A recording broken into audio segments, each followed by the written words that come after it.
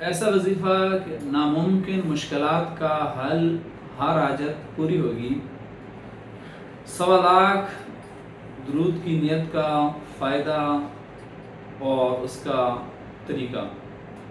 اگر آپ کسی بھی پریشانی مبتلا ہیں یا آپ کو کوئی بھی حاجت درپیش ہے تو 1.25 درود پاک پڑھنے کی نیت کیجیے۔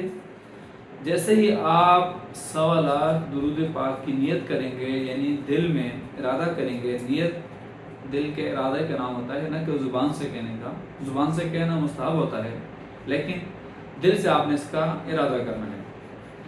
اور انشاءاللہ تعالی زندگی میں 1.25 درود پاک پڑھیں گے، نہ جانے زندگی کب ختم ہو جائے تو آپ کو 1.25 کروڑ ثواب اسی وقت مل جائے گا، اور پھر جتنا پڑھتے جائیں گے اتنا ثواب آپ کو دوبارہ ملتا جائے گا۔ آپ پر کرم اور نوازشات شروع ہو جائیں گی۔ آپ کوئی بھی درود پاک پڑھ سکتے ہیں، جو بھی آپ کو درود پاک آتا ہے، درود ابراہیمی ہو یا کوئی بھی درود جو آپ کو پسند ہو، جس کو آپ پڑھنا، جس کو آپ کے لیے پڑھنا آسان ہو اور آپ کو دقت نہ ہو پڑھنے میں۔ تو آپ نے اس طرح کرنا ہے کہ ایک سے زیادہ جو سیغے وہ پڑھ لینے درود پاک کے، ہر حالت میں اٹھتے بیٹھتے، چلتے پھرتے، سوتے جاگتے، 24 گھنٹے وضو بے وضو، حتیٰ کہ پاک ہوں یا ناپاکی کے پھر بھی آپ درود پاک کو پڑھ سکتے ہیں، یعنی ہر حالت کے اندر آپ اس کو پڑھ سکتے ہیں۔ وضو کرنے کی آپ کو حاجت نہیں ہوگی، بیٹھنے کی حاجت نہیں ہوگی، چلتے پھرتے کام کرتے جس حالت کے اندر بھی ہو تو آپ پڑھتے رہیں گے تو درود آپ کا کبھی رد نہیں ہوگا۔ تو ایک کسی بھی چیز کا آپ لکھ لیں کہ آج آپ نے مثلا اندازہ لگا دیں کہ آپ نے کتنا درود پاک پڑھا ہے، مثلا 1000 دفعہ پڑھا ہے، 500 دفعہ پڑھا ہے، 100 دفعہ پڑھا ہے، 50 دفعہ پڑھا ہے، جتنی دفعہ پڑھا آپ نے اس کو اپنے پاس لکھ کے رکھ لینا ہے۔